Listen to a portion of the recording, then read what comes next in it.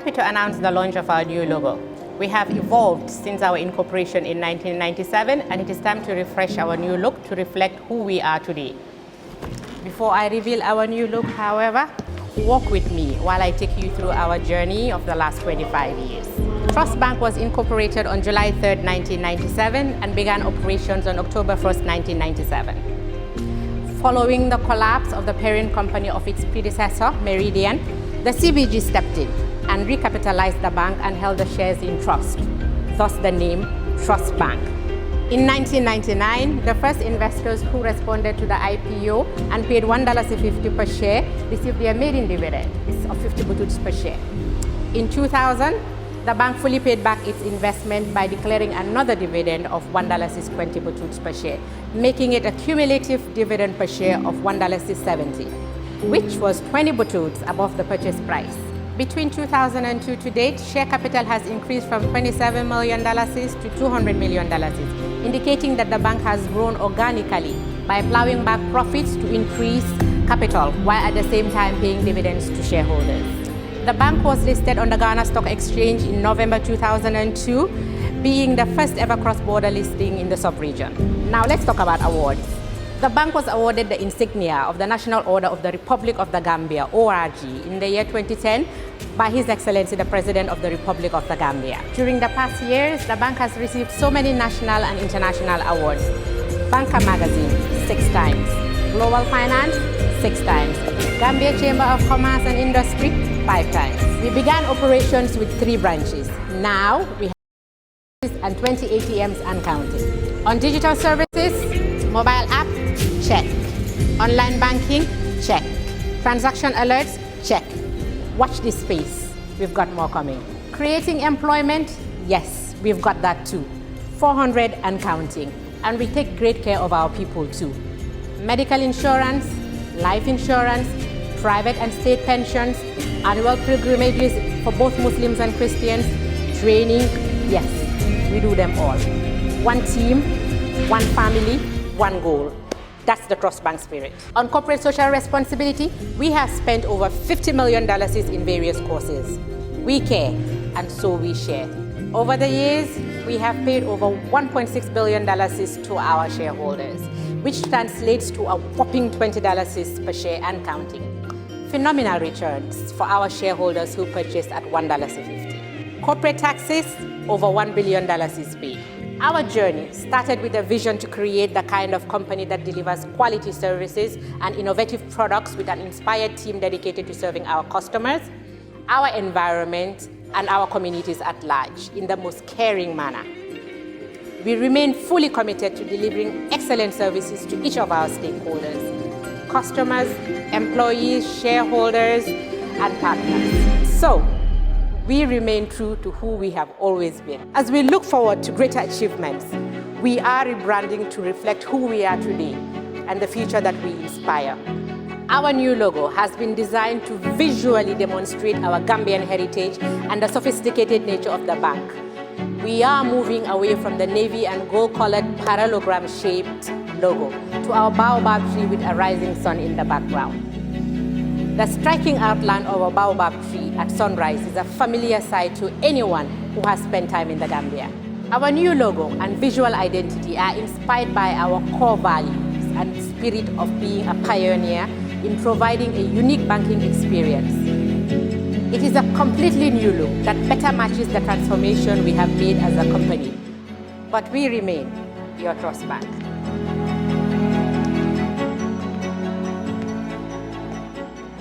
Ladies and gentlemen, it is my singular honor to present to you our new logo and corporate identity.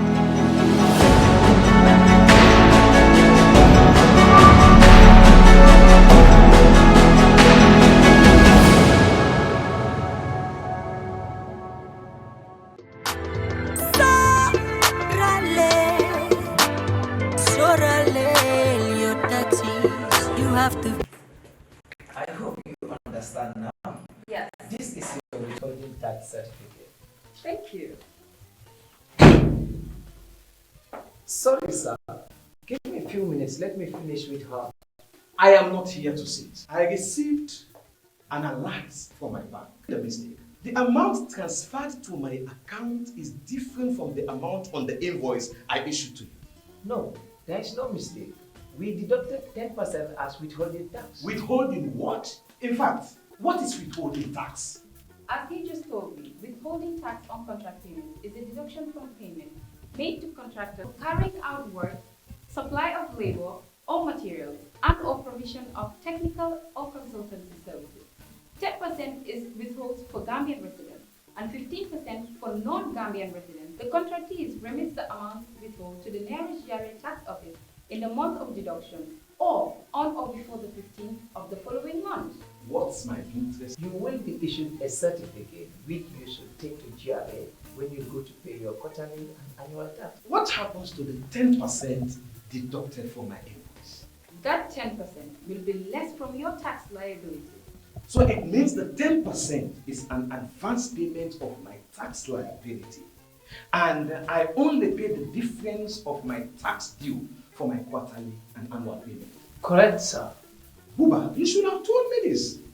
We all know for any meaningful development to take place in a country, we must pay our taxes. And on time. This information is from the Gambia Revenue Authority. For more detailed information about your withholding tax obligation, please visit any of the nearest GRA offices. The Gambia Revenue Authority, collecting revenue for national development.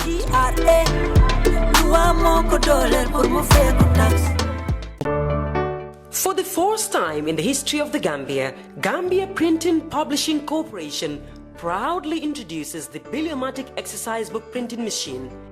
The machine has the capacity to print more than 20,000 books per hour. Yes, 20,000 books per hour. It also prints magazines, newspapers, calendars, flyers, normal books and all kinds of printed documents plus items at affordable prices. With the Biliomatic printing machine, GPPC can now render high quality and non-size restricted printing service supply across the sub-region. Rush now and partner with GPPC for all your public and private printing service needs. Print with us today and you'd be offered highly professional, reliable and efficient service delivery by our team of experts. The Gambia Printing and Publishing Corporation is here to meet all demands and is reliable at all times. For more info, contact us on 437-4493 or 437-4402. GPPC is Gambian and it's yours.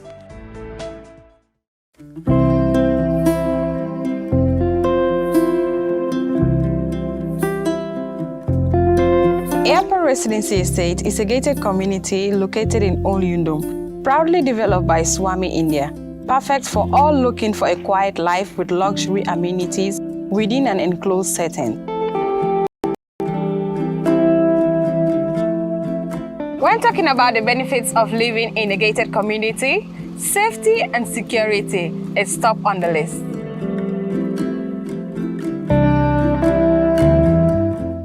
They allow extra privacy, take away the hustle of unwelcome solicitors, and create a safe haven for children to play in a trusted environment without traffic or speedy vehicles. A great sense of community develops through the meeting at a controlled communal leisure facilities, offering an integrated lifestyle.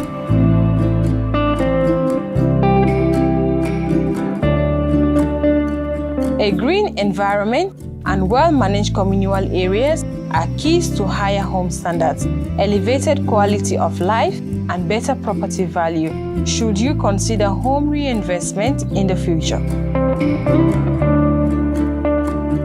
Added to all is the location, just next to the airport and reconstructed main road, yet tucked in the tranquility of nature. Our purpose is one, your satisfaction. Contact us. Let us help you build your dream home in the Gambia.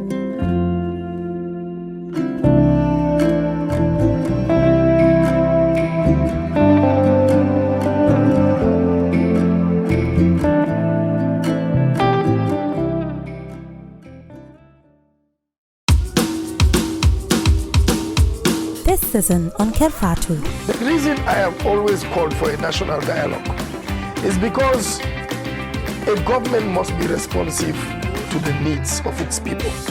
Fatou.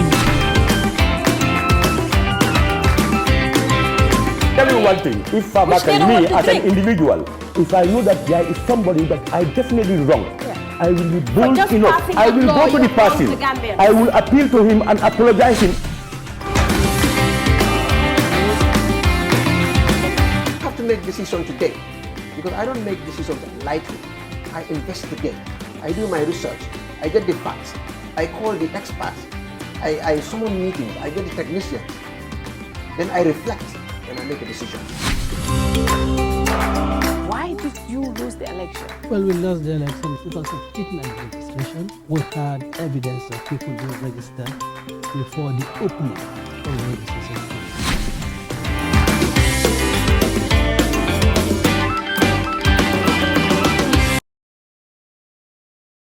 Of our show. We come here every Thursday, and of course we promise to bring you candidates for the upcoming mayoral and chairperson elections scheduled for May 28th to be organized by the IEC. Last week we had a candidate. Last week we had a candidate, right? We had last week. CDC was here last week, and of course today we have the PPP candidate for Brikama Area Council, Jainaba, with her campaign manager Mustapha Jabang. Mustapha also is the deputy director of PPP Media and Communications. We want to welcome you to the program. Thank you. Thank you very much. When it comes to women, I always say it. When it comes to the women, we have to encourage women to run. So when it comes to the women, I make it, it's a family affair. So I just want to make that declaration before we start the show.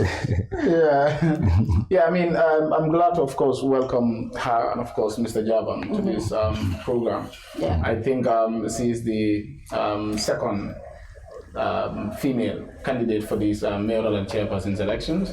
Apart from Banjul, she's the only female. So I think two of them. So we have two females running. So far what we know. Unless maybe there are other aspirants who may also come out later. But then, as far as we know, at the moment they're the only two aspirants for now. And we wish them the best of luck. Thank you. And before we get into the show, I want to say that we have got all the candidates confirmed to be on the show. Next week is on the 4th. We're going to have Pamudumbo for non-alliance. After that, on the 10th, we're having Mayor Rohimalik Law on the show. On the 11th, we're going to have two shows going forward. That's what I was thinking. 10th, Rohimalik Law. 11th, we have Bakari Baji for KMC. And the 17th, we will have Yankuba Dago for BAC, and we'll have Mayor Bensula on the 18th. I think the only candidate who was not confirmed is Ibufai, but they also promised to confirm. So we might have them next week. So it's going to be full schedule. We wanted to make sure we touch on Banjul, KM, and West Coast. So we cannot cover all of these areas, but for Banjul, KM, and West Coast, we're going to cover all of the candidates, except for all the independents that I heard of today at the IEC. So I am told there are going to be 11 independent candidates took the forms from the IEC. So I don't know how that goes, but we'll try our best. For Brikama, for West Coast. So I don't know how that goes. But first, we also want to, if you're watching us, just joining us, please, our newest partner is Swami India International. They have their estate at the airport residency. If you're interested, the numbers are scrolled underneath. You can join, contact them, and they'll be able to take you on a tour of their different estates that they have around the country. Now let's get into the show. Jainaba, Kabrin Bismillah program auto. I always say this. Kabrin Sidinata last week. He said, let's speak in the local language because we're talking to the people. But we're supposed to call Belaflalo na Jumalon Jainabati. Akumaya tanga diamu directly to the electorates. Jumalon Jainaba bat. Jainaba ba mu West Coast dingoleti. Te besirin birkamane. Kuluto wuton ke baya to wuton. Na wululal bota foni sinterle mbama ni fama bi bota woto bota woto musolo munti dingol bembul bala munti dingola munti musolo fana munti Jainaba, so ninga jube when it comes to let's say professional career or educational background, ila mandin dina jo bayri ni mo place on la lafta lonna ila jar munati na banko mon talala ka carte dila pour regional marasa ko regional ko West Coast munela educational background and of course any professional background Ntata Brikama Primary School, Ntata Gambia High School, Sign Gambia Senior Secondary School. Okay. Then Tata Gambia College for a time. Watu Minister of Agriculture, Department so they have a Gambia Cooperative Union. So Ntata Wokoske at the Gambia College. From there, then he appointed as a second manager for the Gambia Cooperative Union. So Bill do Kola Woto Ntata posting for Farababanta. Meta J, I was young then, but on Jita school, right? Because Primbita J, it was that was around 20 years now. May along what time Gambia Cooperative Union, second managers they deal with cash. We do the marketing of produce, groundnuts, buying and selling, and we have consumer shops also in Menokadi, selling of fertilizer and all that stuff also in Kaubekeleno. At that early age, and we handle like a crop finance and when I looked at out sometimes up to $500,000 in those early 90s. At that time, and I was young, I was able to handle that cash. Now, okay, how many years? People I interviewed, Eternal records also, I have never been seen wanted for anything during that time. I did some courses. I went to NDI. I did AAT, but I did at Stratford College. I did banking and finance. So far, so good. Because I have my educational background. So, Ninko Jainaba, obviously, you can't Gambia, do Kukaja, plus or Mara. But Mutumala Jainaba do the political and Mune inspire Kadum political. Na doing political kono meaning karukuma balati. Because I'm my interest on sort of politics. So Latin Mujama Briami in the politics. They were surprised. It came as a shock to them. But Safo saying is more than 5 years. I'm the political for during 2017. I started around that end. Right? I'm from a politician's family because my father was a politician. They all were involved in politics. My family background, they are politicians. He involved in politics, especially the First Republic. He involved in Jaban. After Wofanang, I'm involved now. I'm involved in politics. But during 2017, 2018, started involved big time. OJ, Honorable Omar Ahmad Jallo, wale in the political. Because Mbama Lekatan after Nata Mbama Kebayata sign prayers or jana, Nata Swakafonyi, you yai them, Kafaite, Uncle Man politikai, Bugumo. Quite Dinga Buga by force. Kai Uncle Man politikai. Dusuma we akonya wa legi dinga dem man mana do politique so ndunta politiko to wala nyam atelen dundi politiko to ni bita dawda kan samba PPP be fengo activity kala ndaka tarajira wato coalition of the caring katara activities kono o kola afana ngamento sol soto people like Honorable Halifa Sallah because the interparty committee like a PPP representative. So Halifa Sallah was our co-chair with Honorable Amonyasi. So he coached us a lot. I learned a lot from him. Wokola Fanang, I have Ajiyam Seka. He's one of my mentors because we are together at the IPC. And then the finance committee. The IPC Fanang, I head the logistics committee. I'm the head of the logistics committee from interparty committee. Then before one near mentorship program for 1 year. We did the mentorship training. So the politicians or someone to coach us and train us. Women in leadership and peace building. So we started that mentorship program for now. People like Amisila Doi. She also did her part in me. Fanang nganai dulal sutolen tambita dami. Mbedwala alama alaya so afangola. I kujama Kenya la fanang. I'm mentole. O mentorship a lady like Yafa to song for my aunt, Brikama. She was ngamira mojama ya tolo moile. Ni malom fanang. Afana was one of my mentors. Afana mentole and Honorable Duta Kamaso, being our national president PPP. She was part of our mentors with the WANEP program and Fatou Sonko. A lot of them, but as if I Hydra wall, Maria Basen wall, Mujamalem, I have a lot of members. But I come to Niajibe, Esther Niajibe, Jainaba, I knew Nialong Gambia politico, Mon Minialong Musola Carola, Anike La Carola Minanko, Kangamo Lomiti, Nico Oje, Iko Halifa Sala, Ajiam Seka, Iko Duta Kamasonyol, Amisila Nyol, Yunube Moleti Mianko, Atambita Kono, but on Savo General politician. My sister Soto, Honorable Tumanjai. Oh, a big sister lam. And she did at the Fana Yala part play because Nga Jubeloko as a role model. Musolom and a Bambanta, Abukamurukoma. So ni yo musi fal soto inyato. So definitely if ananka kukarane domanding. Haniman jamalong ika dol sutela domanding. Will be munamentos already.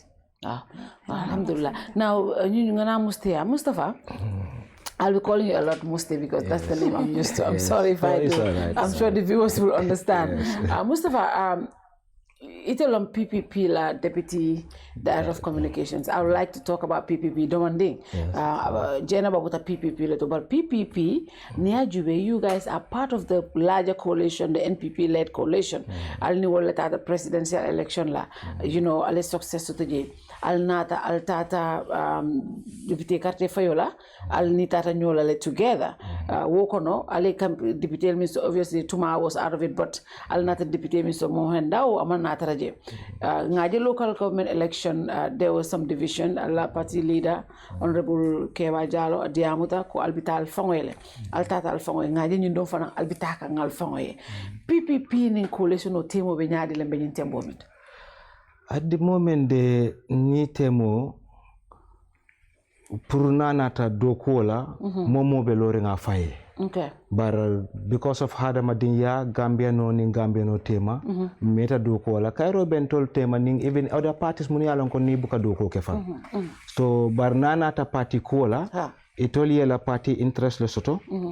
Ani la program pour ilafta Gambia sambala nyaming ntol fana ngane belief so lesoto ninna program pour na party na nin lafta Gambia sambala nyaming so sa wala tin futata daming momo be lore nga faye mantara nyobulu sañ MPP betala faye asiaje yela candidato lande hani West Coast mbalande londi la kandaming ito fana yela candidato soto je so that is clear pour ka tandi Gambia be ko MPP mu MPP lati PPP fana mala PPP lati. Bel PPP ya mala tolong fa katuko tonya Mustapha dolko niajube al coalition because covering audio findita ka fako NPP matol ke listo fam kono fa wala la mol kam fa e findita na bari e toliko e tentendiro la ke aje ko PPP tonya fenko te kam nyaari ni balance olom PPP scale olom PPP is that true though? That is not true. PPP Gambia nol mo jamale be PPP koma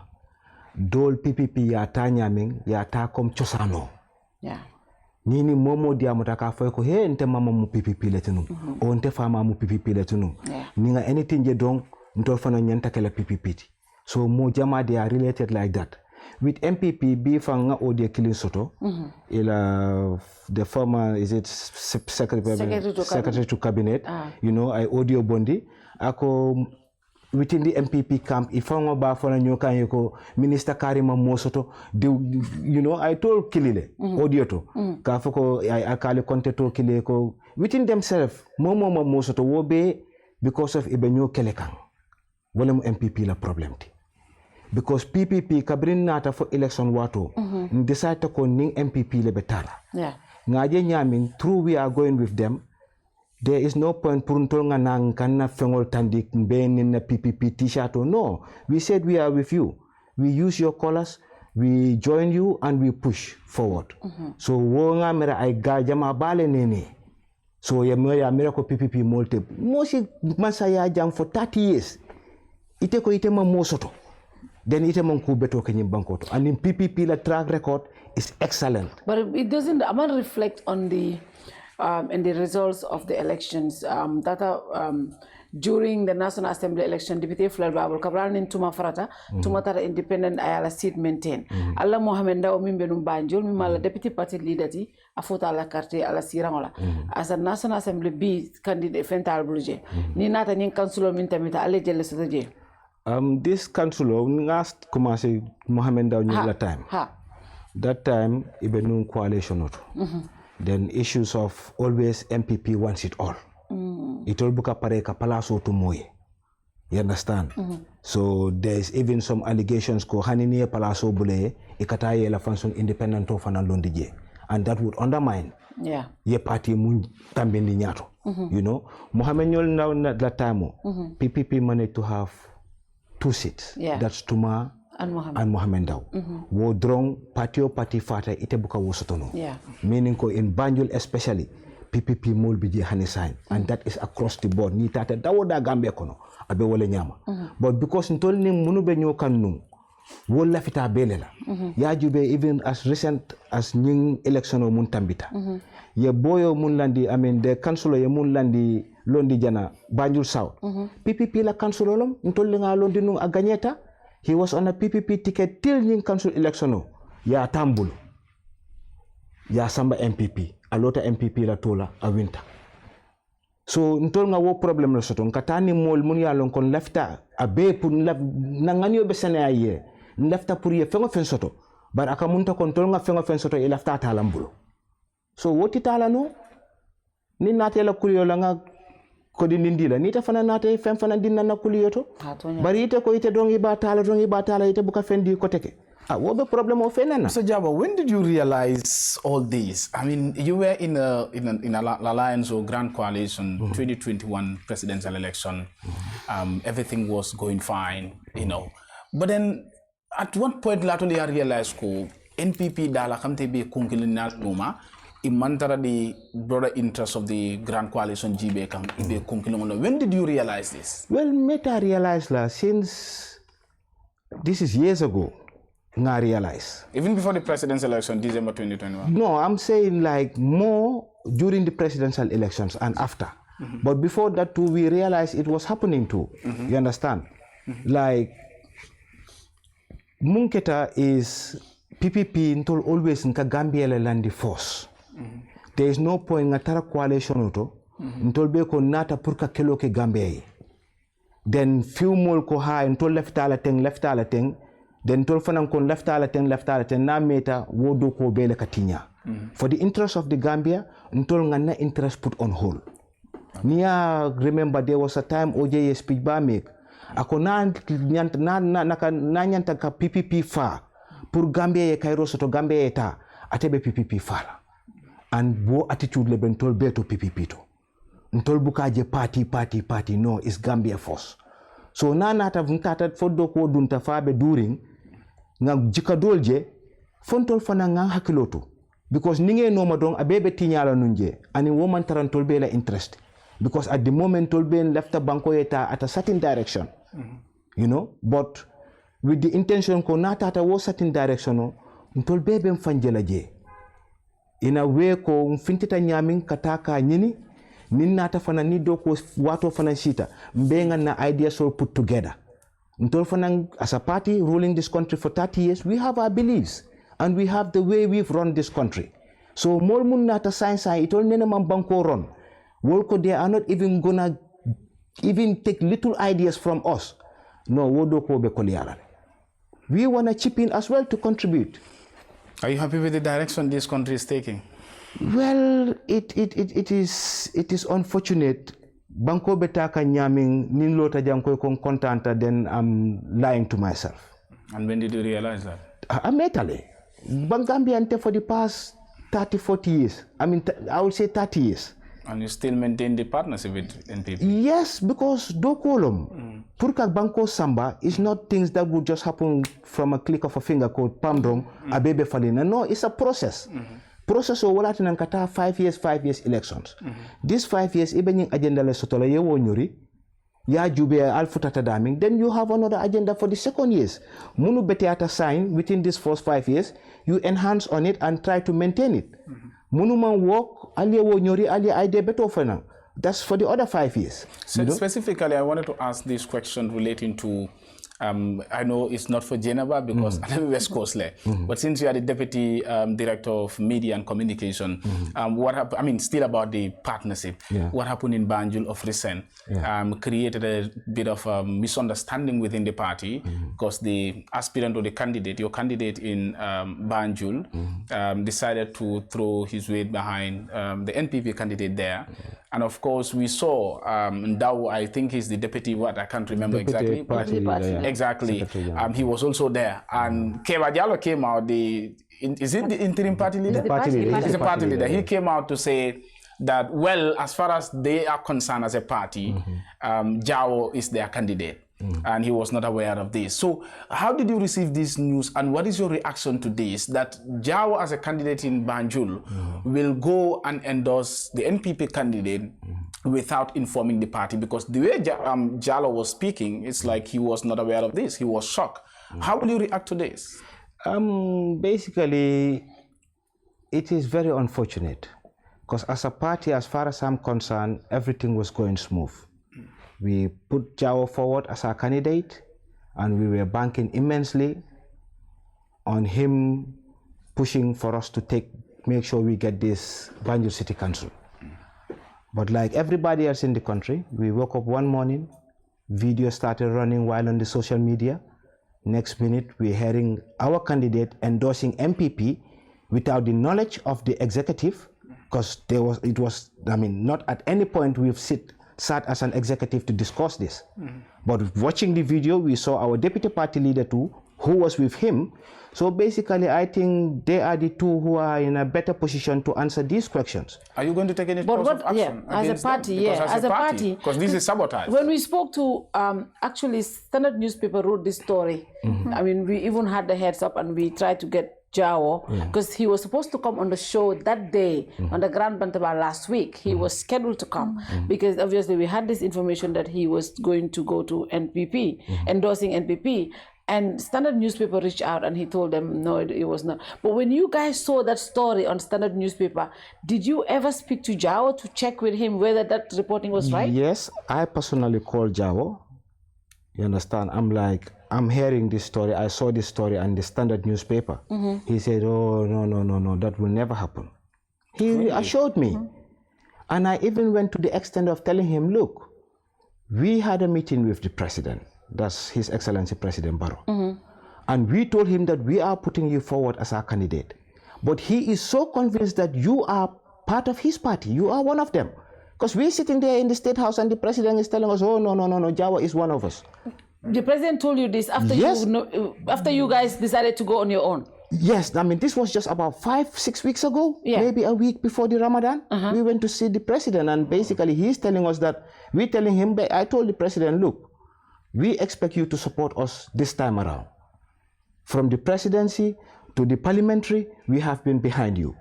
But come this local government, PPP as a party too, we have to make sure that we contest elections. Because a party that doesn't contest elections, there is no point maintaining your political party. We might as well join the MPP. So I told him, Mr. President, we will expect you to come and back us.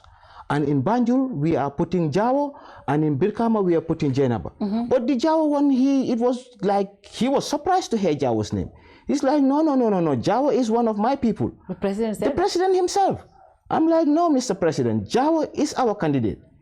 We had a little push and pull, then we said, no, let's just leave it like that. Let him believe what he want to believe. You had a help then. Yeah, it was a red flag. It was a red flag. But then talking to Jao himself, he's telling us, no, I'm with you. That leaves us with no argument. And you saw in the news. In the news too, that one too, we challenged him, he said no. So all this while, he's been very consistent. But after it was out there that he went to endorse Ibufai, did you confront him again? Well, he's not picking nobody's call. So what course of action are you going to take? For me, I see that... Jao was never PPP in the first place, Musti. Yes. So I said this with the political parties as well. You just pick people because they have interest. They come to the parties because they want a backing. They want a platform. This is the thing. Running as an independent is difficult. Running as a party is much better because there is some political platform there. And maybe resource. And resource mobilization as well is easier with parties. So, but Jao was never PPP, because Jawo in 2018 or 17 when he wanted to run, he came from UK to run as GDC. We all saw that here, and he did not. He ended up supporting NPP, and again supporting UDP or 2018. 2018. I don't know whoever he ended up supporting, but that's when he created the Dekale Banjul. But again, you know, even last time the presidential, he was supporting the president. He was supporting the president. So I don't know, when did he join PPP for you guys to be able to select him as your candidate? Basically, Jawo came here about a year ago during the parliamentary elections. Okay. Well, before that, he approached us and we had discussion. He wanted to be the PPP candidate for Banjul South since there was issue with Tuma's position. But then within our party, people were a bit skeptic. Some were saying, oh no, he's not one of us. Some were, oh no, he's with us, you know. But at the end of the day, with a political party, whoever comes today and tell me, Mustapha, I am with you, Who came yesterday? come on. It's the same as whoever came yesterday. Yeah. So because of those issues there was a bit of trust issues there. We decided to say, no, we are not going to put up a candidate.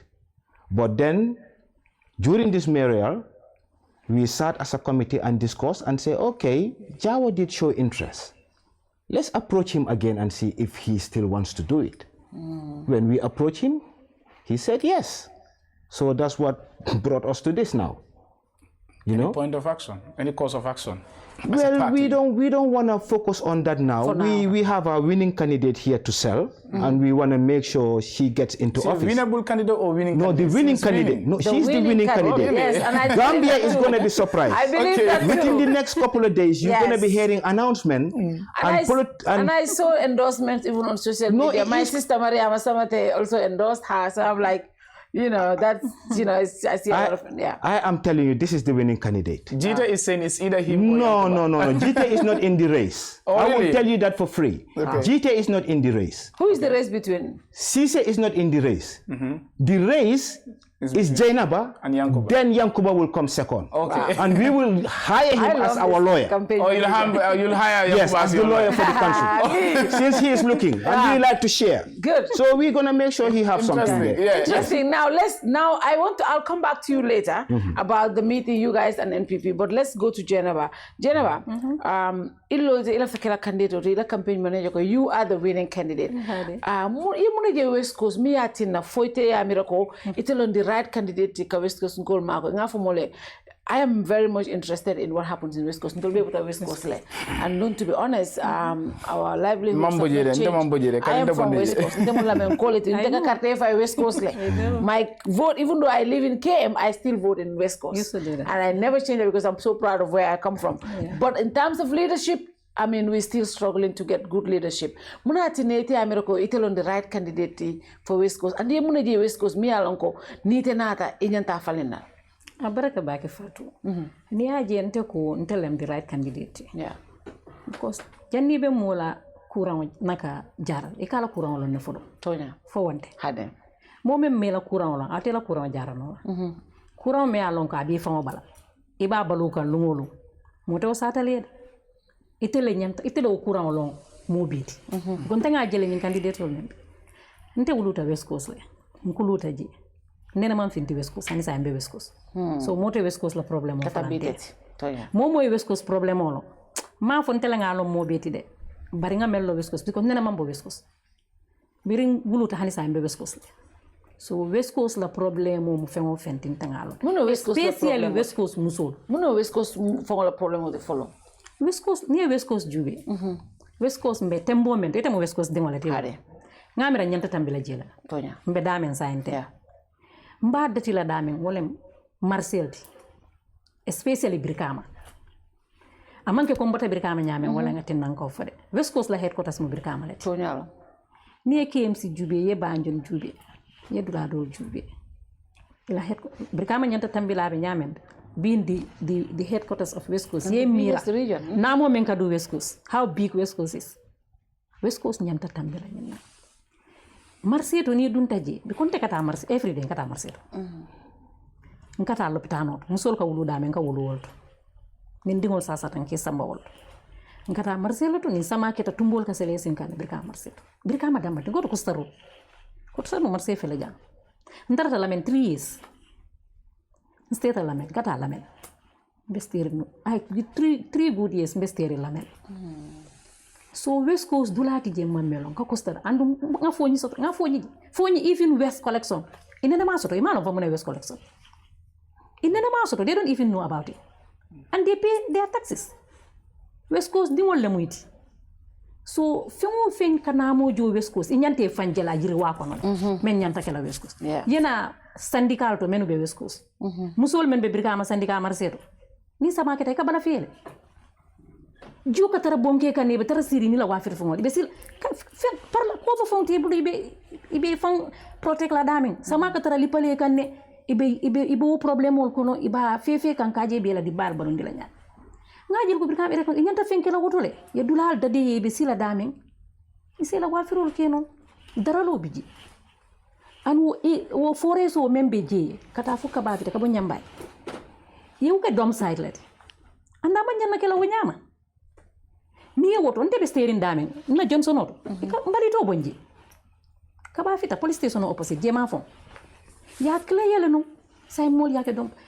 ya ngajilo ko wol be nyanto stop la de because wol ama bete ya na balu nyaato ama environment is not good for us be pare security wise fana musul ko wuli suba juno yemira foreso la wosilola ni ka dum birkama o daralo la wosilo so any will talk to secure ni me hakilotu ita futale ta dolat so I think will be mkuleti yena birkama dulal je silol road network sol fana fi the roads ni tata foni dula dol ka futa mano kam fan tolet a koleyata musol bije ini dingol ka futa ka bodulal do to sate dol to infoni kana ka health care fon soto primary health care fon it's a problem sido dol ka sareto fon soto ni tungoy make lendi sareto to jani be futana mano ni maternal mortality rate ajuba be siari nyami andu musol lem balti musol so ni muso yirwata rek korda ka yirwala ni musol la problème so because kewol ma fo ye hakotu nyede ma fo yitolde bari kewol fo be musol le ke topoto tonya because kewol kata nyini le musol le ka korda topoto ka dimbayal topoto so ni musol topoto rek korda ka topoto rek korda be yirwala le tundo yirma banko yirwa so ngaji ko West Coast dal ku jama yeta gunjur area ka ton sanyang kata fo block wol kuloro wol dula dol pirang san mining ka ke dulal to ha yeta fishery sector tanji wo dulal nyante fongol jela o community sol nyante fanjela royalties nyanta sotora because of ila dulal lem ila land sol lem ila nyantolom ni mo la fenko di eta nyanta kala hako di ala itol fana nyanta percentage sotora wotole pour ya jiko ibe fangol wolt ni wo bota je be je develop la nyaadire ama nyanna bulala wo nyama rek ay tara fenkere wo nyama empty space dinko le tara jo nyama di should make so ya jiko wol fanan ye fanje yirwa kono andu ku jaman le be West Coast men nyanta kala because West Coast ka ku jamale dundi de but left over for like West Coast any project any min be fo ka feeder road soldo ku ka Marcel enhance ka loptanol musol ma koy aning badal ko ni wo be kodole kake exactly kodole kake andung ne ajube man sakunda iko namu kunda o kudla West Coast nyanta 60% of the development budget nyanta dundi la community sol leso out of that 25% nyanta bola central government as we speak central government mantara wokeka e mantara wodi kan council sola but fanang West Coast fanang is not generating enough money itebe West Coast la be yal nako to be honest West Coast is not collecting kodo nyanta collect la nyame itebe mum ferele na tira ka make sure ko mo mi an ko be siri ni region to la fair share of your taxes jo pour ka mol ma ko pour la ni project so kamin be fa yake because tonya ni kodo mon soto idea se beteano nyawonya ni ma resources soto ita kenon ila wo mutu nyaleti ngamira ko West Coast dingo be nyanya be sensitization ole kala be nyole karandila nga nyokuni because ni mela na mojo e nyanta men soto la ita soto ngam mutu nyali ni nga nyo sensitize nga nyo enlighten nga nyo karande nga fo moli ko nyina nyanta kala nyi yana soto andu council fon ta be kenola government fon buka be keno ika bundal le konkon here and there ye nyinin ma koy ro dani mol bulo ko Wokola ifana ani mol fola ye fongol makoy mbinga wulingan tewsiti ninga mol sensitize namo men nyanta jola mol yala namo jo a jori ko la fana namo nyanta dunda dame nga dundi woto yiri wabinal Yeah, it's important here for, in fact, don't be na question not in because sometimes more can focus. Okay, need do be jibela West Coast doing it fast. Hey, ko Jainaba fan an politician do man fate be killing politician or canale. Yeah, for benina kela at the end of the day bega fenje. And then my question was going to be, how are you going to do these things? Because it's easy for ka foko mbenin kelele nyanda kela but abe kela nyame kodo bon la mintole. So it's important here ku kilip for me along ko be dendin namola formule namo jum. Last time coming at Talib Sotojang, I think he said up to 85% non-compliance. Wole be KM ni nata namu jola. Imagine all of our only 15% compliance leng minimum be namu jo. The same thing I want to believe that applies to Banjul. The same thing applies to West Coast. The same thing applies to Gambia dal namujo is a problem. Yes, we know that. But ni ko be rely la okay, yes sensitization of seke wobe wati la tala. Then mol be karande be kunin na puruka namujo. But hani mol fongole namu damajo. Yes, nga jite afo janna kun namu damma ni mole namu jo anyama West Coast o fongo damma nyanda West Coast falina barom fenete me alon ko amanke sain kuti be alon na be ko asekeno la de barata keno la sain kuti it may be a long term plan prokaje ko is a process be futala jele so therefore ni beri not non ko teri la lo kan in the short term plan 100% it la lo ka entirely ko namu ni molbe men jola wala be mako la pour ñu dokol ke there must be all the alternative revenue generation sources. Yes, you're mining for Janne. Ufanam fenete me anka, but in fenete me anka complex tabakele. But central government ning local government nyanta ko do ko sotole. Otamand rinya sotole. Ania GBB local government and central government Gambia sign thing. Ila do ko ila relationship mantra better. And president ya for very clearly ko at sulata la mayor na la chairperson no lela.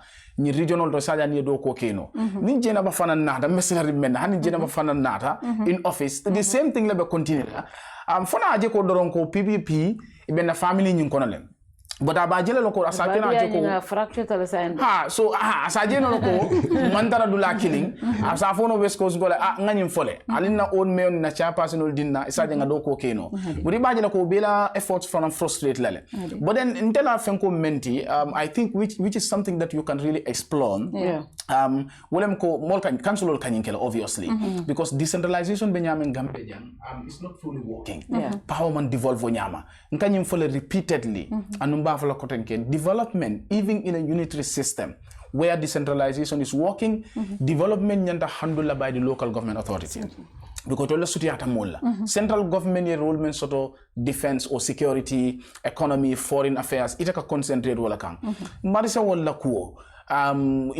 yajibe let's say education on mo karamol ti loptano la ko ni silan feeder road solteng wala nyanda kala local government authorities la responsibility le ni nata main highways la te mosa understand ko government na projects do no woltale but ni nata nyum kudo lan obviously nyata kala local government nati bari janne Gambia ran dulate me alon ko man sakunda bani man sakunda ren ko nyosa bango jumale office complex lo nalba yella len invite wondol beje wala ko they are not healthy but then at itabe what strategies do you have for example ni nata partnership la okay especially in the context of city diplomacy ila region auto because nyinka kele city diplomacy kakele between different cities me alon ka kamodul mako ngalon ko kem abejele ni madison ya sotole I think BCC fana sotole I think brikama ning for grand of lemba also in Senegal will fana sotole and that's something that you can really explore.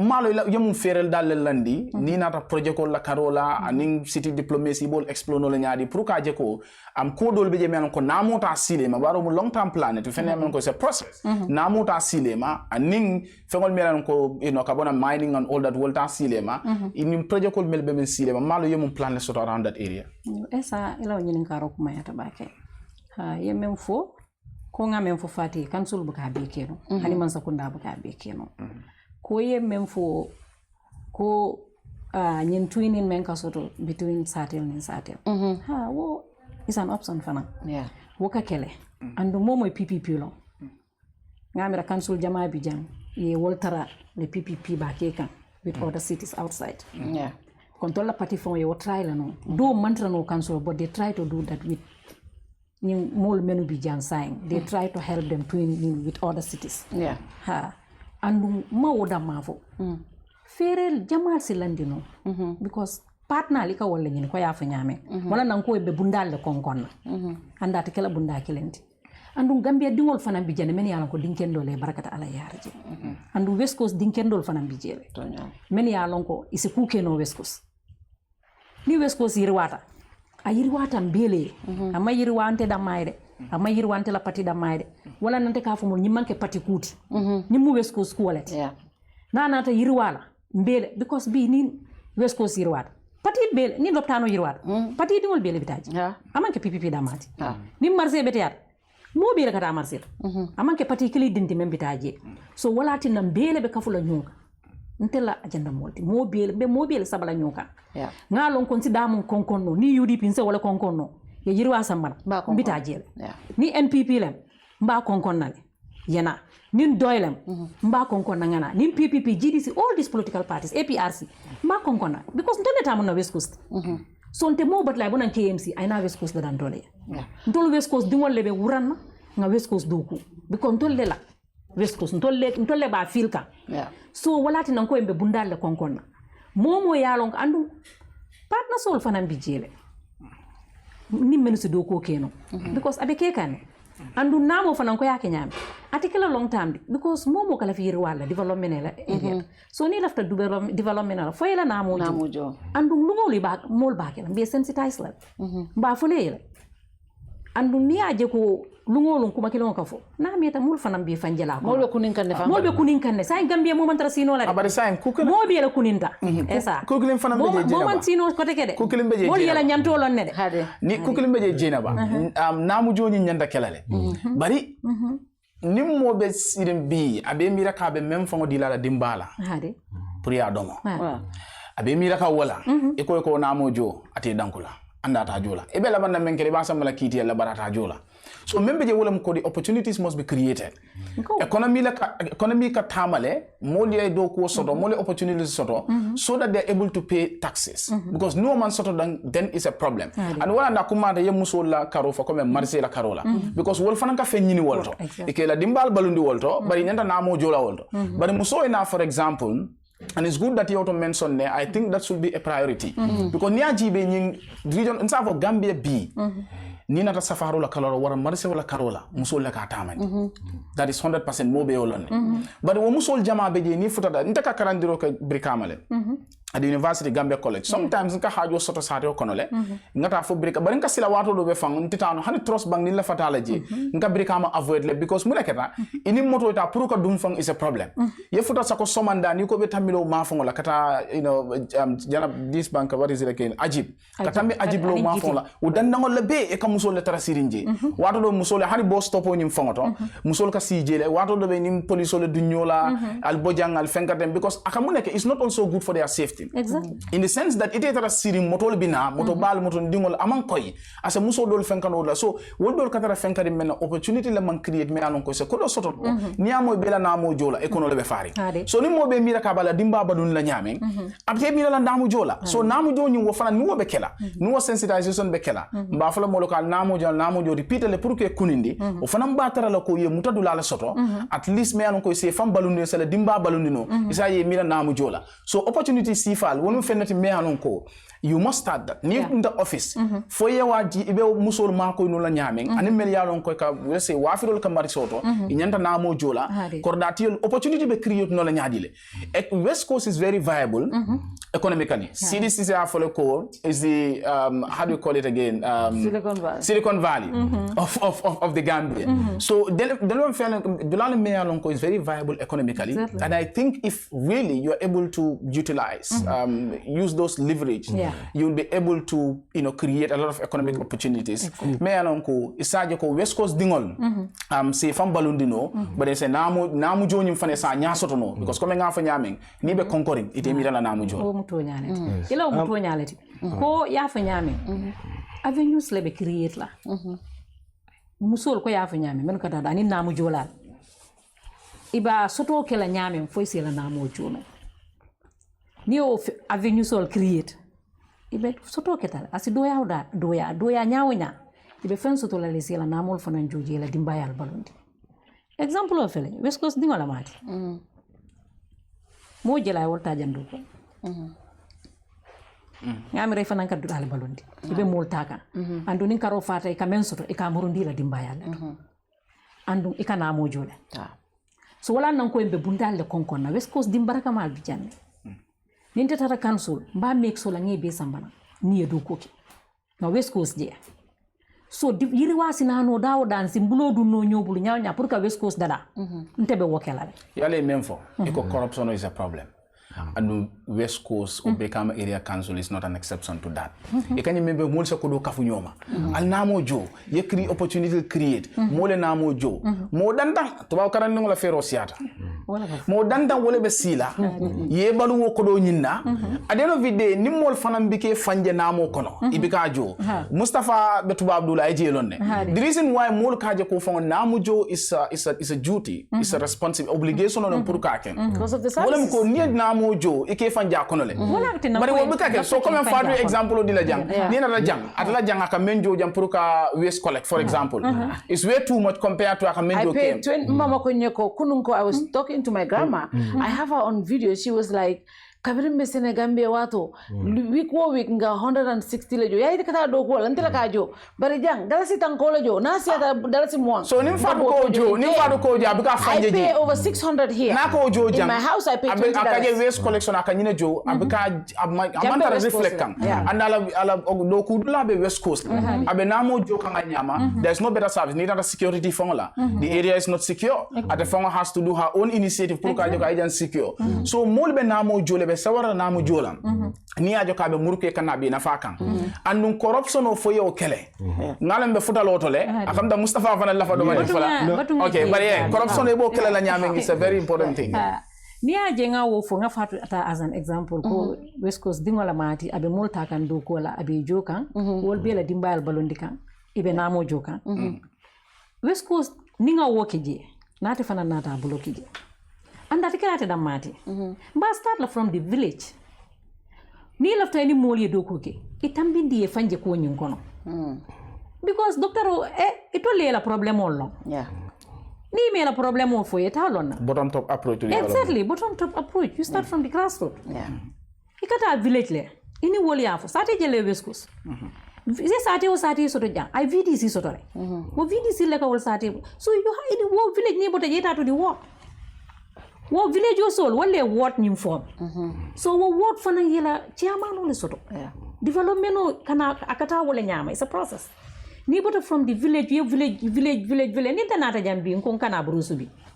na project sambana brusubi mela ko manke do la you have to know their needs you have to do your assessment ya lon ko nyilde nyine muy la sula koti you work towards that ni dara sintet foni iko ibe fenke ba lolo o manke wala priority wala gadi no le muy la priority ma ko jol keje bo wolo keje fensol keje ibe do ko kala wolto yela produce wol sel wala avenue create hotel ol bijande ni yela garden fenkol harvest you make contacts for them links ibe hotel ol supply la nyame ite batala fanka bo foni kana janka wafi bari Jainaba kukilim fanam beje development yale ka fole need based approach angana le need based approach to development beje bari yale development fanam is a right me anem be kun stop kanjang politician ol len kana le doron politician ol le munyulti fatu now need based approach development beje bari say mol ka dia même fon la say even in development discourse scholarly discourse is on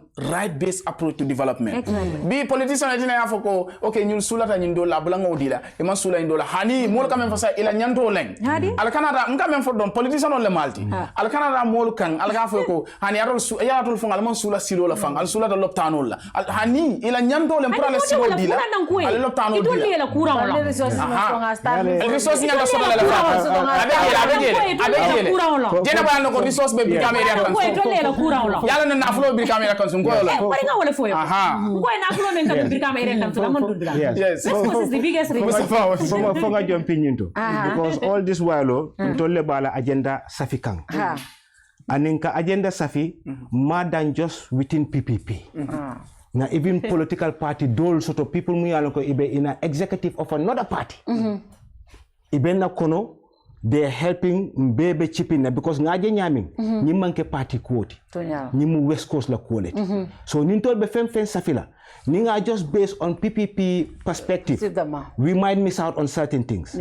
We invited other people who are in different party executive and we all writing Jainaba's agenda and part of that agenda kili mu yalon ko it's very important wala mu bi l'hôpital to musu jama kataje pour ka dingo soto ni tata e buka murun ko take ila suwol kono and this is very sad so lafta ka munke nka kenu nyami PPP la jamano to wo time sati musu keba ka taraje mu yalon ko wala ka musol ma ko nun ka wulu but sign because of technology and in ku jama falinta dunia we wanna bring back wo approach but this time Gambia University modol jama be graduate kan as nurses imando ko soto so part of Jainaba agenda sign wole muka wo no so nga make sure every constituency in West Coast we have our nurse representative there at least one if we can afford more if she can the council can afford more then be dol dundila so ñunu ibe munkela muso na kono mata abe nala sign bir kame area council pour ka register ka tandiko nte nkono matale so from there ibe monitor home visit bekela no so ni allocate say kombo tapirang no so mumbe kombo is constituency because kombo is be buka kono ma watu killing so this is very achievable so no so mumbe tara kombo is ni na ta fay register and mbe musol be encourage la because wodoro ne si makoy do fena no nyingambe kono pour nga nying wulu mokata wulu wala fa nga tala nyim bankoto mo buka banno bot ka tala you understand so ni muso nata register nyinka munke is ibe dundi la programme le kono from 1st month to 3 months muso mun kono mata anyanta ka kudo leke from bad exercise inyanta ke train nyaming inyanta mun domola inyan ñunu be enlighten na ñinku wolto you know because ni wo process be tata fa fenkata rong ibaje la pour ka deliver it's a very easy process yes admittedly but ni call be keta in place before abe futala up to the 9 months then it will be very easy pour muso atara abe healthing anyanta mun domola domo exercise so anyanta mun kela boro la anyanta mun tala abe tale so these things mu yalon ko by dokula we will be liaising with the Ministry of Health you know that's what Jainaba is planning to liaise with the Ministry of Health to get support but council be fully responsibility tala pour ka no soljo in every single constituency then kana pour musola musu jama ibe nyiw na kolto ila farolto ibe dokola ila produce o abele kamo wati killing mun katinya akasiale wo be nga safi na programme to so mbe target la village dol mun ya lonko will create storage facilities there nyimbe ila kodolo nyanta kay murundi kan nite ila harvest to be fenke ila krobo be harvest na be man wafuno we will make sure we work with the hotels because West Coast jang kodo mun kadung just West Coast alone because aliye ku fo jang namo be West Coast de only West Coast alone namo mun kadunje asi Gambia be balundino all the other councils na jokuta you understand so wo be mbe wokela like storage facilities all mu yalon ko it is storage facilities kala dula beleto Burusubi pipeline Senegambia bijilo kata op mansula storage facility but place mu yalon ko ngalon ko agriculture be wararinje Jainaba is planning pour ka storage facility keje mu yalon ko we will use this even VDC fenkol that was the other thing I missed on the health thing this village VDC we will put them in programs mu yalon ko they will even do first aid classes how long it can even be a day course it can be 2 days 3 Nyunube would be paid for nga wolfanang every VDC their whole members we make sure we bring someone in who would say train no pour your first aid keno ni momo fengo fenketa modol ka wayo soto ika boy wosi falbe you just call these people because atol bele be village kono ali ñoo makoy moldol bije so ni musol fanang Jainaba la tamo aba make sure ko I link soto with councilo with fenko hotel sol so ñing vegetable sol musol ka mum dada mba make sure ko nga wafu wolia. If we have to export them during PPP la jamano, export aka kodi jamale fena nunjang. Every week producer ka finti. Jainaba ye timo soto. We can go out there and sitano tubabudu nga diamu supermarket la. We can start nying musol na musol West Coast musol. Kela producer taka even export off to Dula like England and other places around the world. Wobe kansulo pare taka doku ke onda wola. You understand? Dutol la Carola. World base. No, because it wasn't why MBJ Fokang. Because West Coast, like you said, is blessed. Ni nata, fruit sola. Lemuno time ona sita jang. Mulka West Coast le baling. Waling. Ning duto sita jang mulka jele waling. Nga time remember no there was a time that on kafuta.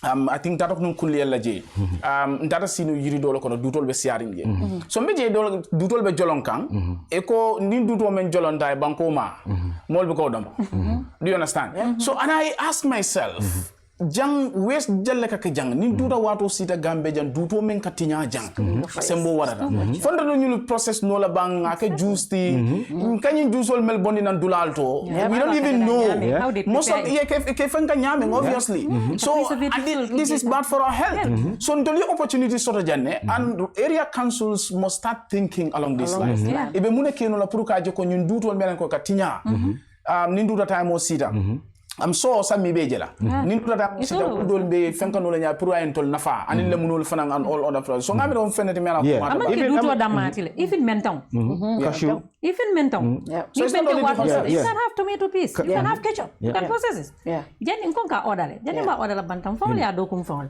we used to have this processing plant in kombo dasilame ninga wol kilim fula sabal soto dulalto e kanyi mem fotem processing abe wesko sun kol ma ko ilale janimba odala nam banta mfal ka dadam fongale jang and wol men better la woto fana abe do ko create la wol yala ko nga mem foy ni wol ya do ko soto ifana be demanding sot la be la namon digo easier said than done I very akadati dulale you have to start from somewhere CDC ko munen hamole ka akonya no but Jainaba I'm just trying I very strong team lesoto you know because ala timo akan tolbe ki banta to go and talk to communities fo salulingo wole mo di last report nga mun diala just out of luck mbe drive kan around Sukuta area ngaje dinningol bebe Sukuta highway to salilungo that is dangerous motol be nala dinningol be cross la dinningol man dula soto e be tarla dami kabiri nga wo report back to Jainaba ate fo nga konni ko woto Sukuta fanan ala safi lisoto dula mu yalon ko nyanta ka yuset ta fanan bilje fo mu yalon ko salungo molla dingol tinala monoto kaloje e si besita ye gruba ila youth center to hanini be la disco ba kala je yakeje ye silobula so this is a visionary leader mum pareta ka wobeke already ala timo is across West Coast mbetama kan we are talking to communities ka jube what is their problems you know memfo nimpa modula interview ajemale biringa woto fa akonye ndolla jannin salo sitan kata jaoya and he's right wala na bira Sukuta fon kay woto courant man tra birka madamma it's all over na tra Sukuta fana mo wosoto kay woto yara fon tol ngamira birka madamma na dulal me alon ko official savon domandi bolto be wa afrika ni tata buva zone for example ya buva zone na par contre la sa xamta o keta marché wolti sain yeda dula do yo kundu yo di recreation facility but even though 5 KMC boto develop kan bari bodo dula ko renke yena naweki yela fenko create e bodo ko renke moto ku dula fanan sodo so even buva zone me alon ko nsafa Gambia be antol dam malo talendin dam malo facility si va sodo wodo fana boto talan kanne to the extent that I mean saying men to the jefan feel full dama it's only 100 meter filo full dama to the sign so recreation facility I think is a problem in this country ngani salon tol yani jawel be nyobara aka fali tem de buka comfortable dindingol motol dindingol bina motol tonin dida dindim mesengol bije it's not safe amon safe motol masingolati asi fengeno at any time motol bina isan so sanay dune fintila ngol fo mo ni Gambia na bicho so no it will be the most boring country in the world so bicho la fa ndol fisando mande so in center sol fana lo na youth sol fana ye fanja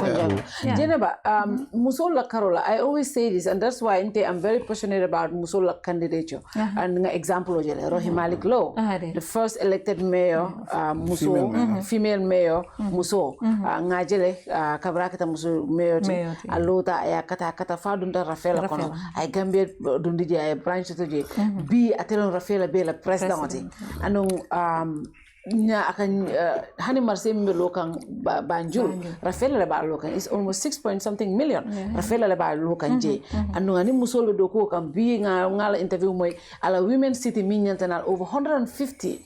The reason why it's important to have women in councils in leadership positions tuma njay jube bi alhamdulillah tuma be role min play kan in ECOWAS mobe ajat mobe awolon tonyati rohi Malik Lobe min play kan. I remember one time I ended the program do kono with the mayor of New York rohi Malik Lobe and mayor Adams Kadiamnya. I was amazed. I'm like, this is my Gambian sister. I was so proud of what she was able to achieve. But wobe sotoro nyadi le musola lead role in councils is important. Andum bi tonya nyaji be career registration again tolle siata. Ntolle lafta momo e ke nyaton ko taba kelatile. Hani muso Gambia muso hani lafta lambalo ndilal. Katunga momi soto wala siata any other killed. So why is it difficult musol ka keno place auto? Munati na be koleala musola nyato ko purka musol soto. Ni Jainaba mo, you know, cause she's a leader. She has the qualities, she has the program, and she is vocal. She can run the place. Munati na yamra ka kolea ka musol so no nyaton ko ya place andun tonya. Funga musol kalamutan jinna ko musol nyaton ka ya kumayatale. Amanke ko because mu musol tile bar ni UN system ol jube. That is what they are trying to encourage. Being a mayor min besoto mu rohi Malik lo dula mi soto international mo masoto. Amanke ko ala karangolem, amanke ko ala darajola, amanke ko ala nyinyat. Ala musuya ole whatsapp. Akumayatale ko ofo. So muna yatina musol buka musol sembentu ya no pour etara place. Ilo nyini karo kumaya to baki. Wode nte ko nga fo nyame mbe IPC le. Andunga training jamal le soto all over the country. Ni WANEP, ni UNDP and ni ECOWAS and ni IRR international. Ni ntata dawo danka wala foye. Nkana muso jube men lota. Ngana jenda jube.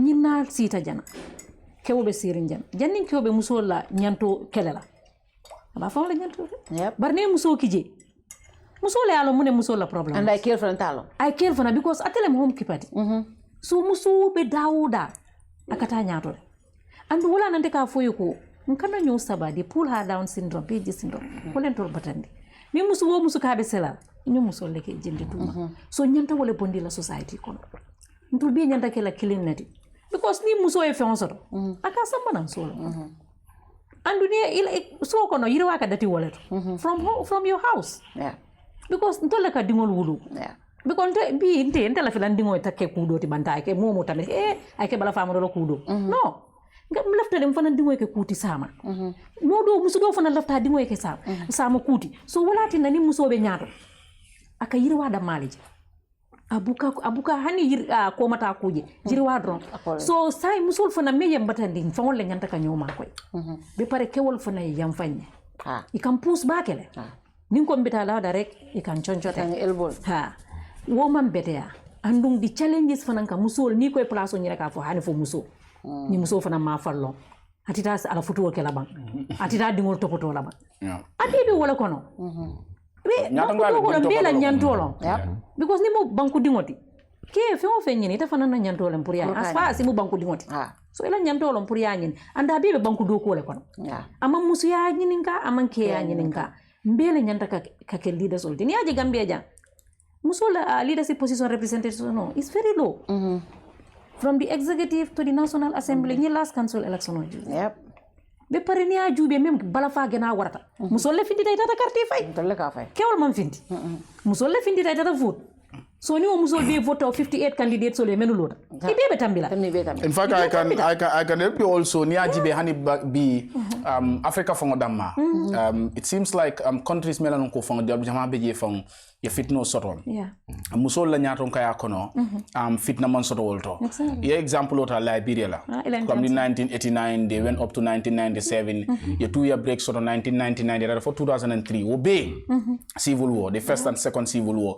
but then muso musol le lota musol mel be ko legma bowe wala lota Allen Johnson Sali you know kaje ko legma bowe special pour kaje ko Cairo in tenkungo na Liberia kono and of course walatina 2005 he was able to win the Nobel Peace Prize with Allen Johnson Sirleaf but niaji be hani Tanzania bi kabri Magufuli nata mulbe kontanta la kola barata man na simaya abanta dorong say female president na beje bari Tanzania bankol de bi me anon ko mo jama beje abe the lady is taking very visionary steps meli alon ko mobe kontanta la kola so I think at some point you get but then akam dan tolu ko me afo nyamen as a country nim pareta nim musol pareta be kelale but for musol pareta la bang is always the question yemen for the musol kuni but fada mandara ke ka leadership jele nga tuma leadership jele ani de men ko musol man pare 2017 parliamentary election o keda janna nga menje wolem ko Gambia la niaji be female representation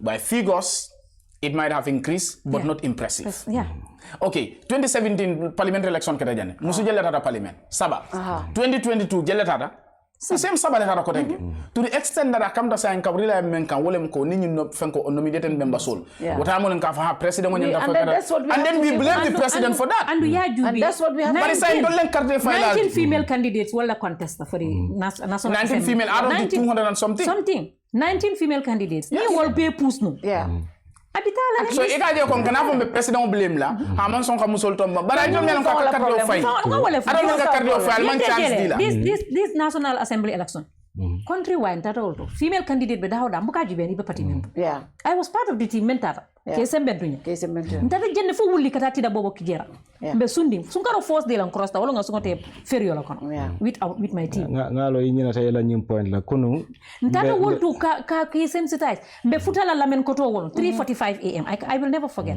be lala damen fam masoto ni aje nga woke nga nyine ngani ko pour ngam fa ñom musol fasa pour ngeje ci national assembly but unfortunately woman na keno lafta men na man na jo and we will continue pushing we will not relent but musol ni other thing ni agente gena lota tekata mo yanka fo musol alkana bulo ko sidamma alkake asobisa na katuko ali nga finti ngalo you have to lead by example so wala tin nan ko mbatu ngalo because iba fo la mo le tege te fo ye bulo la nyaka iba fo la nyimbe mol filindi kan so wala ngena pous fang kalo pour kalo iba fo la nyinde yar fa ka même fontolier afana ba ko so ni aje contest bol kan ko all over the country hey Jainaba ngeje yarfa itelem hey yarfa ka mul karandi men nay fam tilan time farambe fintilan so wodama is a win for me and you win that is going to be historic for the luckily nate mira the biggest council in the country biggest nintol ben na safiro la je akay mira ku dolara ay mol call kunum be safiro la ay mol call yalo nga nata ani mune fena ako West Coast hotelol siata jang musol ijama babe wafro la fanan anin Gambia ni nata musud mo dolle la certain group wole mu adult ako during PPP time there was adult education night school ako abe wo fena na back into West Coast pour West Coast la mol fanan si ise competition also to no fanan pour ka do ko so to hotel auto because ikaje even chambermaid ni ko be clean ya fankela hotel auto at least angale kango moy ni ko be business kela at least basic maths plus minus times ibe wonola inenta wonola so Jainaba left ka wo be fena ako aba kala nyami wala mu all these schools in West Coast maybe Birkama ye school kilenta Momo is interested pour ka angale kango moy mu yalon ko tumondo ine manta school ikeba yata silang yela business soto o ilafta tala hotel to do ko wala ni sifal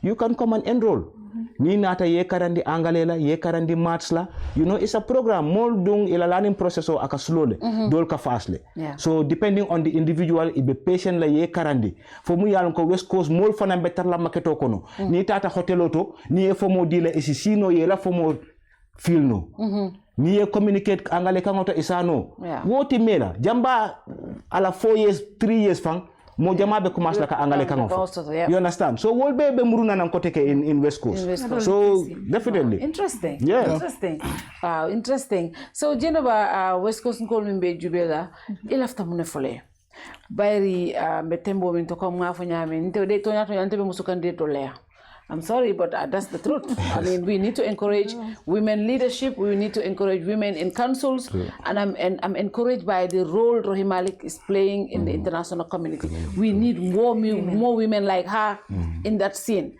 That is why we're going to encourage women councils. But you said you're not going to endorse candidates openly. No, I endorse them. Mamo endorse, but I'm going to encourage them. But you go better there. I encourage. I want to endorse candidates. Now you're openly doing. No, I'm not endorsing. But them so there. Mamo ke ma endorse but them so there. Esambula. Them so there. I'm not the West Coast le yalo. Fatou kuma tele. Te West Coast mbe memfolo e wolom. Isa dia mo fula ka woni manika ko ne surwa ko. Mbe memfolo wolom. Ikana pati jube. Ye Gambia je, ye West Coast je. Ye na musu ya jube. Because ndolle mbalti, ndolle musolti, ndolle katara soko. Na kole ata bi ala man tankala hani problem kata. Musolle ka bata. Problem ol be kala musolle ka. So mbe mem follow West Coast mkole. Ni be carte fay wisely. E kana jube doron ko mbe nyim pati. Ya jube mem pareta ka do ko ke. Anda pareta abotetol fon kono ibe mem baluka ba baluka. Ye wo jube bake ba mo mem mela courant la te la courant jara no let. Andunte dum West Coast be West Coast le nga fo nyame nene mambo West Coast. Ni nga soto mbetula West Coast le. Ni ma soto mbetula janne.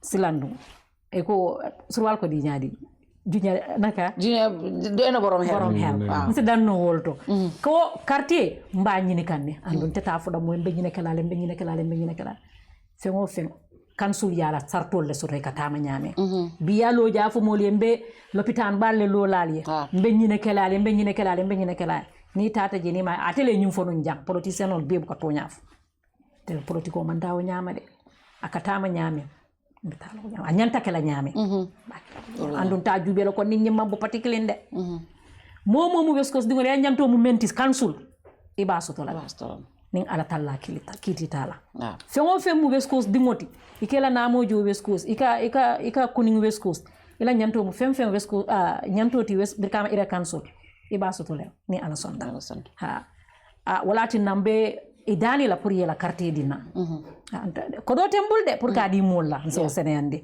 ka to sam politiko akole atale Gambia nte musolati sembo mantaran so ke dani dron pour yela carte dina ala kan kilaka barka foy ko di bala bembul bemen dilela nga fo ngawuli ya foy ko do tembul bemen dilela ko carte sama be Gambia ante man ko do so be carte sanna men so pour yela carte dina bari mbedo ko ntem ila do kulaleti nata pour ka do ko ke West Coast le wala atina lota andu ngajel West Coast be kole amen kono mbele ba baluka nga soto mbe sila janne ni ma soto mbetula West Coast le so mbe wala foka kaka fo ni ma soto de ite ba soto la yalo ala la ka di ani mol so ani fon wa fi fana so fon sa fo nya ibadi fulol ni ibadi jolal melbe West Coast fana ye jola ko mo ne nyanto mo lande suma mbokki ala di nekk West Coast man la sen candidate bi Jainaba ba ma ngi nekk judu West Coast doomi West Coast la judo yaro fofu nonu mage fa be legi ma ngi deka West Coast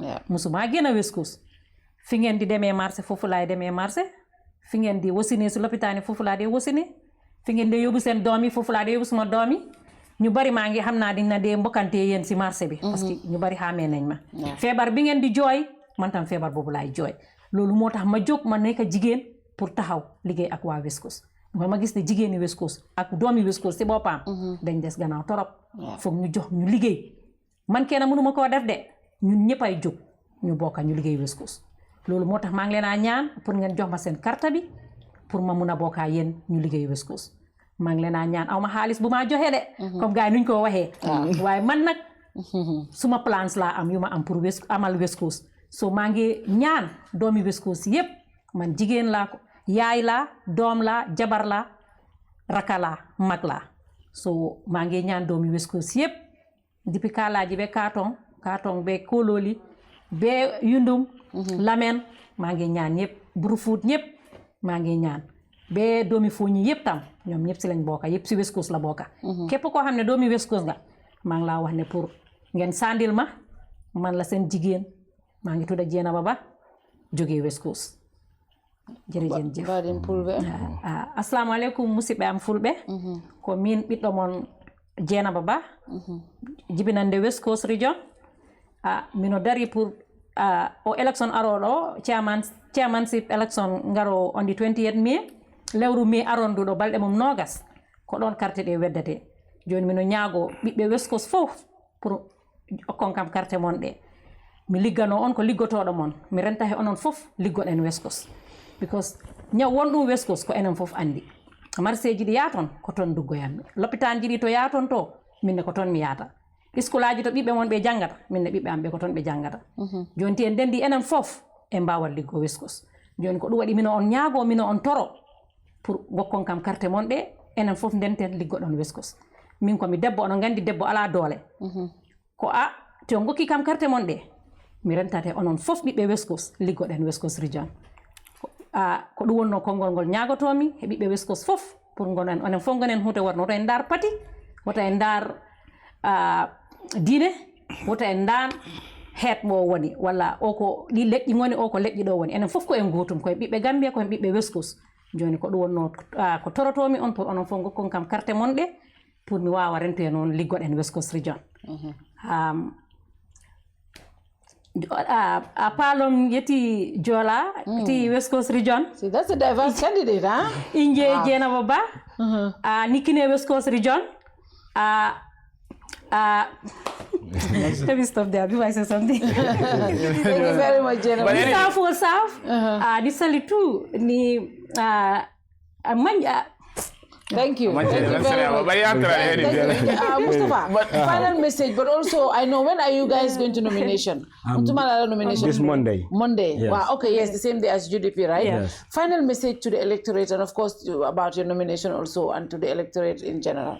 My final message to West Coast, I mean, na final message pour West Coast call, wale mu nyimu musoleti, comme a fo nyaming sembo tala na tara kododro ne ka carte di jang den bi ntolbe bola jamba fula Jainaba nkana lo bar ala balafa aning ay mumbalu West Coast wolatina a famfay nan pour kalo sembu tiol be nala ko di tiol be nala alla kodolom alla namu kodolom atol West Coast dingol ibe na wole faynana ye domandingo di alla But ibe kuma kotomal fo kanjande alla ko do anamo lon fo te jumala ko do hani akata abekedi ntolga Gambia politikolom sembu tiol bije kanani la kodoli ba dila molla pour indi nemo campaign ko alla namu kodolo alla namu kodolom kana tibe to nyandiro la no wolom namo mo kilne bul wala NPP mbe wolela sebo la accuse ka NPP wo UDP wo momo nata politician nata senen ay kodo fe na ngalie ala ta alla kodolom you understand? Because not all matter ala lonko alta soto la kote for 2026. So ni ata yemunke. Nali ata foka bang alla carte ala di na candidate wala fele mbenga ganye ngata. West Coast yeta nya. Ika carte o sanyama uka ko nyama ika carte ke so busi bulle. Ani ita busi la sai buka woke. Sai ka munke. Ika foye ko alqur'ano fele. Ha kodo fele yene kamba elections day. Ni nata ko yedu moto kono ni dunta moto kono ya konte kemelulu ko afele. Ko alqur'ano fele yikali ko ibasan iba fenkela. Iba fenkela iba dila ali bang alkana kali alkodo ta ala foy ko hey ninte ko mbakela alkodo dinna ni ko do dinna nal futata je kellen Jainaba la boxo kono ato dama so folo ate dama la musoti na tata ali musola ta nyini ali adundi je kodo ya diala alata aleta tutulte badomo tabisu kono ali adomo alla kodolom because nal fota wo kodola for 2026 jambe abe do soto la koteke nyunugulu telephone wol be fala ital danko la koteke ali alonni wasala yes ital danko ala domo te dal ni mi bakate wa filam fele defana me west ha nte famba sa ni joni la jila ya dina ndekata chuya pato just one thing I mean very interesting conversation but Jainaba kuma kilim fo a fele sinya jama na fo ikamira ko abe telendirola aka anana man findi West Coast kono so anda candidate an mel be contest kan mel long CD season ala bota England malaw abe Angleterre Yankuba Dago Angleterre malaw ame jide Canada malaw to yalo dama moto fo de je ko le kon de dama andu finti West Coast ana ma finti West Coast e ko tidin ke faraba ngamira ana be West Coast la asita lamen asita lamen asita tintet asita birkawa faraba be yo so ida man findi da ida West Coast West Coast sample sam ina man findi so aka fale no ko ado West Coast carte faylan ni dol mala haja dol findi dale mala so kabri sura la carte wala le murdana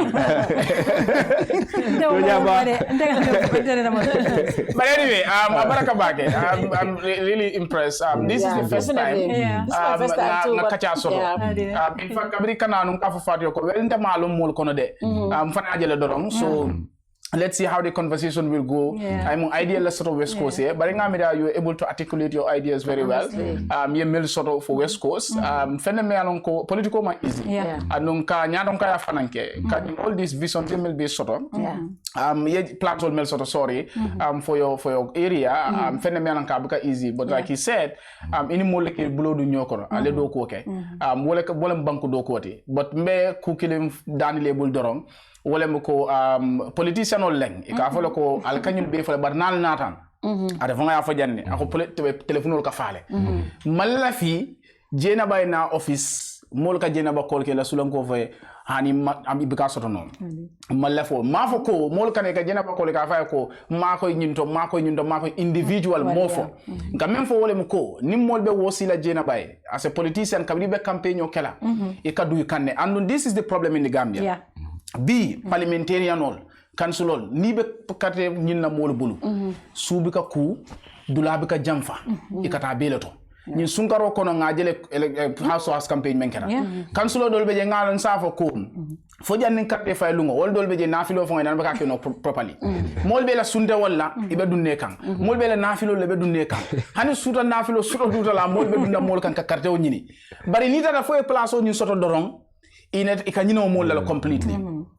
meli alon ko le carte o dila wolle sula and then there is a problem here me alon ko mol kana on party tickets ika party interest tamindi mol meli alon ko carte o dila and alon ko modo le carte o dila o mantere la party kono woto nita na to dula to walla ko le nyante sula la kana jibe ko nyim debe problem hay na party la interest for your safeguard but in nim party interest ni mol meli alon ko carte o dila wala interest ko la especially party la position da fanga ko tonya amantara na molla interest you should look at the interest of your people nyimu fenete melan ka kumata baake because politician ol ka ke janne biniya hani vote turn out fanga bete baake mul batatale nyin kam men fo jang alta alkodo nyum domo badal ta sokla ko tenge niaje bi hani politique Gambia political fota state to mealon ko molu kaje ko nim politician ol nata numa taw menna o taamo le nyanda ka fendoma nyanda meeting le ko paso dinna ni aje wol dol fon bo fole kamem mira wala mko jena ban ni France kene be kala kilingol din nada da fa fota office dorong ate ndol taji la kotenke so nyinen opportunity to pour ndol fane domandi ndomo ji because ni da fa fota office dorong bike je kotenke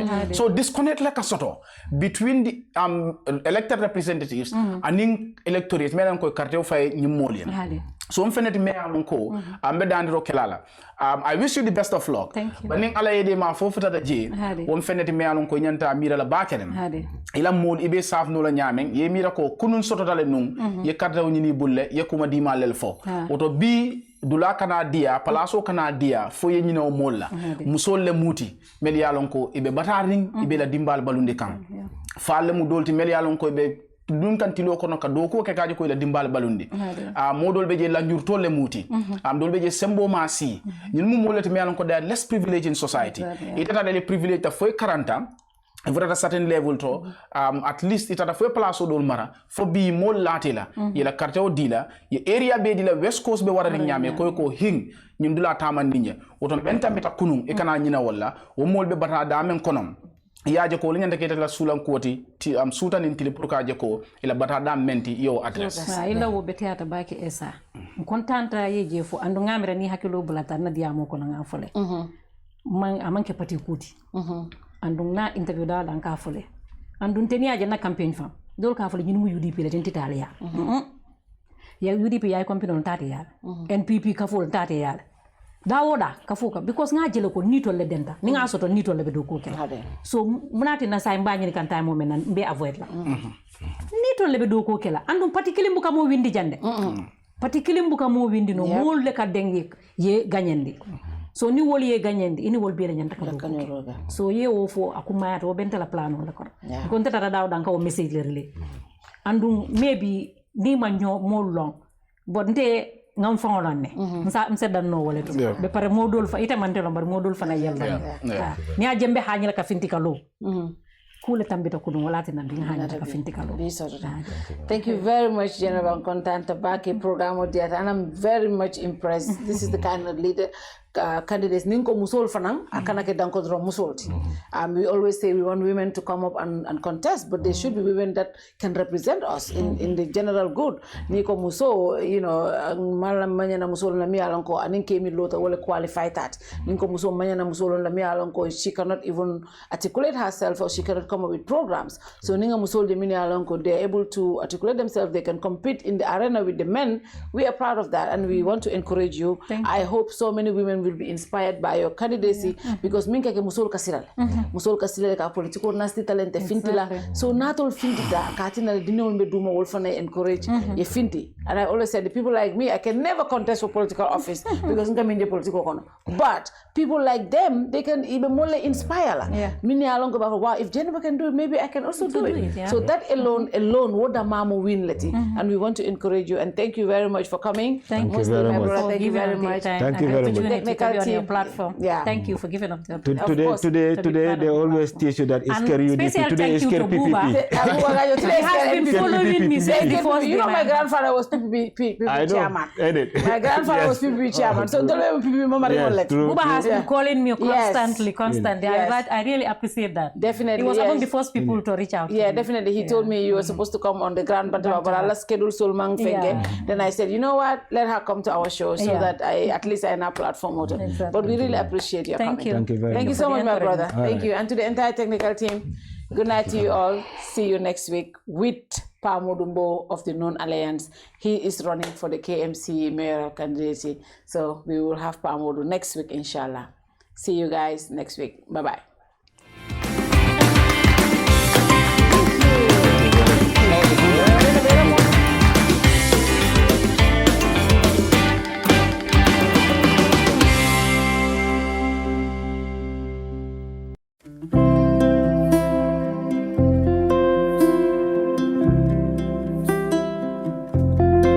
Airport Residency Estate is a gated community located in Old Yundum, proudly developed by Swami India, perfect for all looking for a quiet life with luxury amenities within an enclosed setting. When talking about the benefits of living in a gated community, safety and security is top on the list.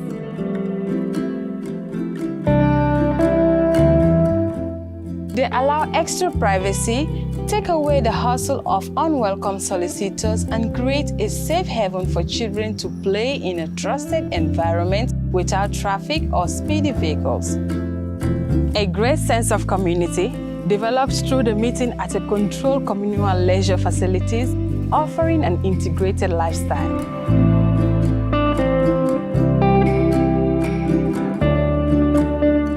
A green environment and well-managed communal areas are keys to higher home standards, elevated quality of life, and better property value should you consider home reinvestment in the future. Added to all is the location, just next to the airport and reconstructed main road, yet tucked in the tranquility of nature.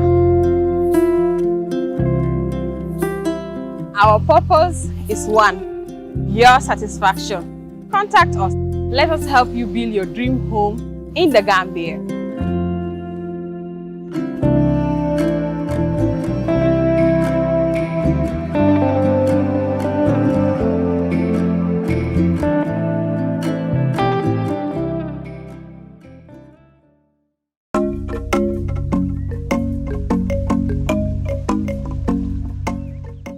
yiriwa men kafutan na tarambuloluto nga GIA cargo complex parendile pour ka julaya sone yandi kadungoni mfunti bunda na doko sembentu ya Banjul International Airport oto men si nyafa si moluma melka fengolu ki bantala bankolu kan anin julandingolu fana foysi sulan na cargo doko le bang katu masingolu bembulule ikafo meye forklifts melka selendiro nin jindiro ke bakasolu la melbe funti kan waranto ka dunnan na warehouse lu kono nga dinkira sumayari ngolu fana sotole ifula milla fano mu metar kemeleti karo bela adun isi cargo bakasolu tanole men sita fo ton tan woro ila sumaya fana futata tembeleto men ka fendolu mabono fo ikana tinya fo sene fengol lombang domari fengolu waranto jata kende ani bori ma fengolu cargo bakasolu la taradula kendo asulata jamani labang korosir langolu lela na double view x-ray korosir la masingolu aka cargo bagaso kono jubele komi cargo doko sartolu ya landi nyameng nyin double view x-ray amu jamani labang rapid scanaleti menka karafula korosiro keno cargo sifa bela wati kilingo kono to na doku lalo imu ayata karandingol leti miliyela doku no ifaramansata cargo doko na tamandiri nyato na doku la betea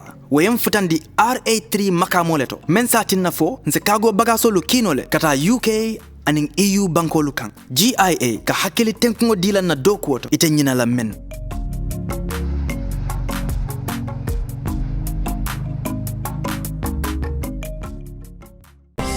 Every day is a new opportunity to make sure our first impressions are always our best and to see possibilities on the horizon, to make our facilities and services more accessible and find freedom all around us. With a location proximity to active markets, with a liberal air transportation policy, that daily pursuit is how we turn everyday opportunities for you. For all destination marketing support, customized packages for new existing airlines and operators, and for a highly ranked tourist destination, the Gambia Civil Aviation Authority is here to serve. We regulate air transport, operate and manage BIA technical requirements, merged with commercial considerations. We have experienced and well-trained aviation professionals to cater for your needs. For investment opportunities in building airport hotels, shopping malls, playground for children, do contact us on 4472-831, 4472-893. Gambia Civil Aviation Authority. We go beyond daily.